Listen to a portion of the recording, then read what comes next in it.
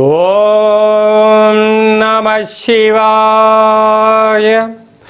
ఓం నమో నారాయణాయ. కర్మ నివారణ నరదృష్టి నివారణ కాల భైరవాయై నమో నమః.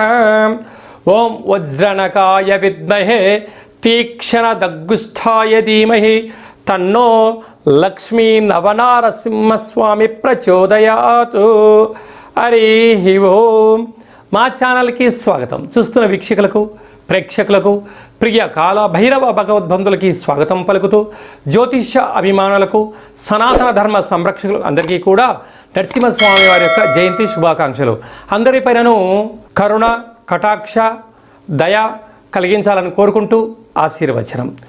1/5/2025 నుండి 15/5/2025 వరకు పుట్టినటువంటి వారందరికీ కూడా జన్మదిన శుభాకాంక్షలు. అలాగనే ద్వాదశ రాశుల్లో గ్రహ గమనాన్ని ఒకసారి వీక్షింపచేద్దాం. మేషరాశిలో రవి భగవానుడు ఏడాది తర్వాత సంచార స్థితి. వృషభ రాశిలో దేవగురు బృహస్పతి చివరార్ధ సంచార స్థితి. కర్కాటక రాశిలో కుజ భగవానుడు నీచభంగ రాజయోగ సంచార స్థితి. కన్యరాశిలో కేతు సంచార స్థితి. మీనరాశిలో చతుర్గ్రహ సంచార స్థితి. బుధ భగవానుడు, శుక్ర భగవానుడు, శని భగవానుడు, రాహు భగవానుడితో ద్వాదశ రాశుల్లో గ్రహ గమనాలు ఈ విధంగా ఉన్నాయి. తులారాశి వారికి అష్టమ స్థానంలో దేవగురు బృహస్పతి సంచారం చేయనప్పుడు దోషాలు ఎలా తొలగించుకోవాలి, నరసింహస్వామి కళ్యాణ జయంతి సందర్భంగా ఎలాంటి విధి పాటించడం వలన గురు యోగ్యత శక్తి కలుగుతుందో ఈ వీడియోలో సవివరంగా సంపూర్ణంగా తెలుసుకుందాం. తులారాశిలో ఏ నక్షత్రాలు వస్తాయిగా? చిత్తా నక్షత్రంలోని 3వ పాదం, 4వ పాదం, స్వాతి నక్షత్రంలోని 4 పాదాలు, విశాఖ నక్షత్రంలోని 3 పాదాలు కలిపితే తులారాశి. తులారాశి యొక్క అధిపతి శుక్ర భగవానుడు.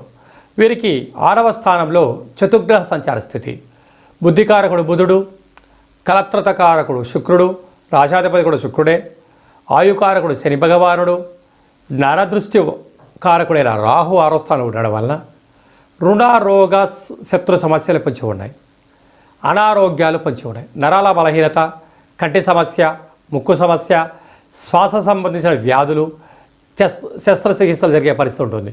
ఇలాంటి కాల సమయంలోనే ఆరోగ్యాన్ని కాపాడుకోవాలి, సూర్యారాధన చేయాలి. వీలైతే పారాయణాన్ని వినడం, చదవడం, చేయించడం యోగదాయకం. ఏడాది తర్వాత రవి భగవానుడు సప్తమంలో సంచారం చేయడం వల్ల భార్యాభర్తల మధ్య, ప్రేమికుల మధ్య, పార్ట్నర్షిప్ వ్యవహార కార్యక్రమాల మధ్య నూతనమైన కార్యక్రమాలు ప్రారంభించేటప్పుడు ఎన్నో రకాల ఒడిదుడుకులు ఉంటాయి. వాటిని అధిగమించగలిగినట్లయితేనే ప్రయాణాన్ని ప్రారంభించండి. లేదన్నట్లయితే కొంతకాలం వాయిదా వేసుకోవడం ఉత్తమోత్తమం. అష్టమంలో గురు సంచార స్థితి ఏడాది నుంచి ఉన్నారు, వెళ్ళిపోతూ ఉన్నారు కనుక శ్రీ నరసింహస్వామి యొక్క జయంతి సందర్భంగా స్వామివారికి తెల్లటి మల్లెపూలతో స్వామివారికి దండను వేయడం, పసుపు రంగు వస్త్రాలను స్వామివారికి సమర్పించడం, కింద మనం చెప్పుకునే విధంగా ఆ పాలలో చెరగపప్పును ఏర్పాటు చేసి బ్రాహ్మణుడికి దానం చేయడం వలన గురు యోగ్యత శక్తి కలిగి స్థిర చరాస్తులు తులారాశి వారు సొంతం కాబోతాయి. రాజ్యస్థానంలో కుజ భగవానుడు నీచభంగ రాజయోగ సంచార స్థితిలో ఉండడం వల్ల ఉద్యోగ మార్పు, ఉద్యోగాల ఆటంకులు, శత్రువులు పొంచి ఉన్నారు. మీరు ఎప్పుడు ఎక్కడ తప్పు చేస్తారా సమూలంగా తొక్కేయాలని ఎదురు చూస్తున్నారు. తస్మాత్ జాగ్రత్త. వ్యయంలో కేతు భగవాన్ ఉండడం వల్ల ఆందోళన వద్దు, టెన్షన్స్ తీసుకోవద్దు. వీలైనంత వరకు మౌనం, ధ్యానం, ఏకాగ్రత చాలా మంచిది.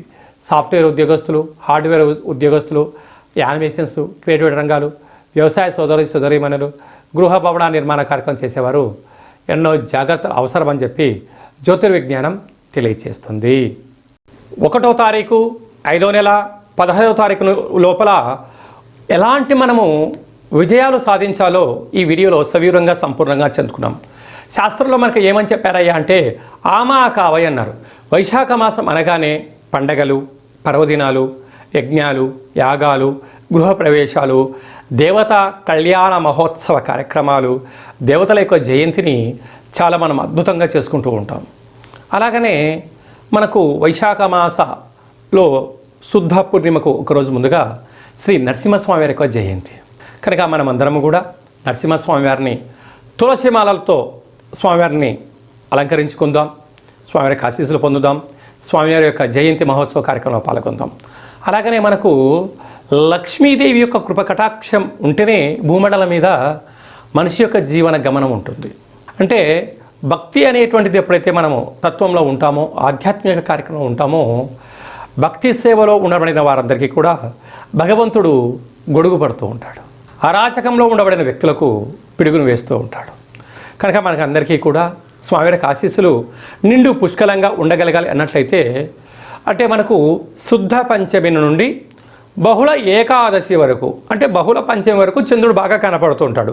కొందరికి పరిస్థితి అనుకూలంగా లేని వారందరికీ కూడా ఓ చిన్న వెసులుబాటు కార్యక్రమం ఏమిటయ్యానగా, రాత్రిపూట చీకటి పడ్డాక చంద్రభగవానుడు వచ్చిన తర్వాత ఒక వెడలపాటి పాత్రలో ఒక గ్లాసు పచ్చిపాలు, ఆవు పాలు కానీ ఏ పాలైనా కూడా, ఆవు పాలు అయితే మరి శ్రేయోదాయకం.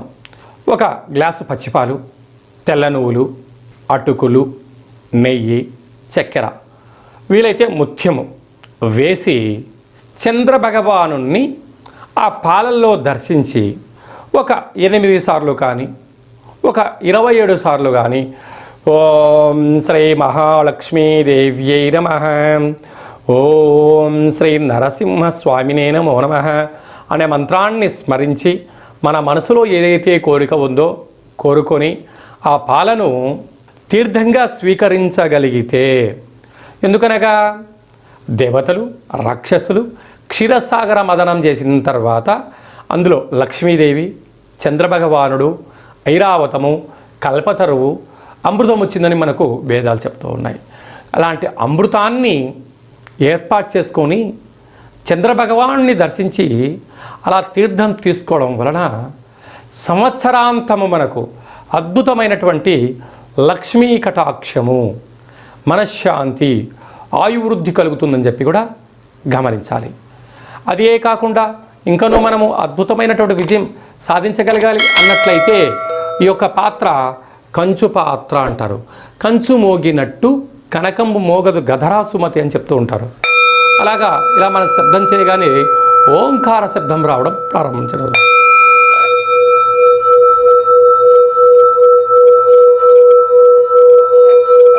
ఇలా ఓంకార శబ్దాన్ని సృష్టించడం వలన మనిషి శరీరంలో ఉండబడినటువంటి 7 చక్రాలు వికసించి ఇంట్లో ఉండబడిన దరిద్ర దేవత బయటికి వెళ్ళిపోయి లక్ష్మీదేవి యొక్క కటాక్షం కలిగి ఇల్లంతా సిరులతో కలకలలాడుతూ ఉంటుంది.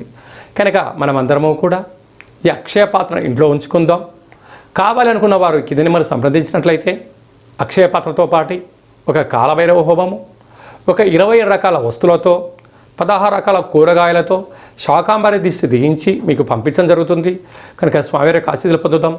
అద్భుతమైన అష్ట కష్టాలకు స్వస్తి పలుకుతాం. అలాగే మీ వ్యక్తిగత జాతకం తెలుసుకోవాలనుకుంటున్నారా? మీరు పుట్టినటువంటి తేదీ, నెల, సంవత్సరం, సమయం మీరు రాసి వాట్సాప్లో పంపించగలిగినట్లయితే 100 సంవత్సరాల జాతకాన్ని సవివరంగా సంపూర్ణంగా వ్రాసి పంపించి మీరు పుట్టినప్పుడు గ్రహ గమనాలు ఎలా ఉన్నాయి, ప్రస్తుతం ఎలా ఉంటున్నాయి, రాబోయే కాలం ఎలా ఉండబోతున్నాయో సవివరంగా సంపూర్ణంగా తెలియజేయడం జరుగుతుంది. అలాగనే చాలామందికి పుట్టినటువంటి కాల సమయంలో డేటా బర్త్లు లేనటువంటి కారణం వలన పేరు యొక్క మొదటి అక్షరాన్ని అనుసరిస్తూ రాశిని తెలియజేస్తూ రాశి యొక్క పరిస్థితిని తెలియజేస్తూ రమణ శాస్త్రం ద్వారా కాళభైరవ ఉపాసన చేత భూత భవిష్యత్ వర్తమానాన్ని తెలియజేయడం జరుగుతుంది. కనుక ఆసక్తి గలవారు ఈ కింది నెంబర్ సంప్రదించి అపాయింట్మెంట్ తీసుకొని సంప్రదించగలరు. చాలామంది భార్యాభర్తలు తరచుగా గొడవ పడుతూ ఉంటారు. ఎందుకు గొడవ పడుతున్నారో ఒకసారి వాళ్ళకే తెలియని పరిస్థితి ఉంటుంది. జాతకంలో స్వల్పమైనటువంటి ఇబ్బందులు, గ్రహ దోషాలు, అలాంటప్పుడు వారిద్దరూ పాలు నీళ్ళలాగా కలిసేటువంటి సలహాలు సూచనలు ఇవ్వడం జరుగుతుంటుంది. మీకు కలిగినటువంటి సంతానానికి ఆధ్యాత్మికమైనటువంటి నామాలు ఎలా పేరు పెట్టుకోవాలో తెలియచేయడం జరుగుతుంది. అందరిపైనను శ్రీ కాళభైరవ స్వామి ఆశీస్సులు ఉండాలని కోరుకుంటాం. మన యొక్క కాళభైరవ స్వామి యొక్క దేవాలయంలో 4 మంగళవారాలు, 4 శనివారాలు, శుద్ధాష్టమి, పూర్ణిమ, బహుళాష్టమి సందర్భంగా కాళభైరవ హోమ కార్యక్రమాలు జరుగుతూ ఉంటుంటాయి. కనుక మీరు జాతకం చెప్పించుకున్న వారందరికీ కూడా కాళభైరవ స్వామికి అర్చన హోమ కార్యక్రమాలను చేయించడం జరుగుతుంది. కనుక మనందరం కూడా స్వామిని స్మరిద్దాం, ధ్యానిద్దాం, అష్ట కష్టాలకు స్వస్తి పలుకుతాం, అష్టైశ్వర్యకి స్వాగతం పలుకుతాం. అందరికీ శుభం, జయం, లాభం కలగాలని కోరుకుంటూ ఆశీర్వచనం. ఓం శతమానం భవతి శతాయు పురుష సతేంద్రియ ఆయుష్యేవేంద్రియే ప్రతిష్టతి. ధనం ధాన్యం బహుపుత్రలాభం శత సంవత్సరం దీర్ఘమాయు. సర్వే జనా సుఖినో భవంతు, లోకా సమస్తా సుఖినో భవంతు.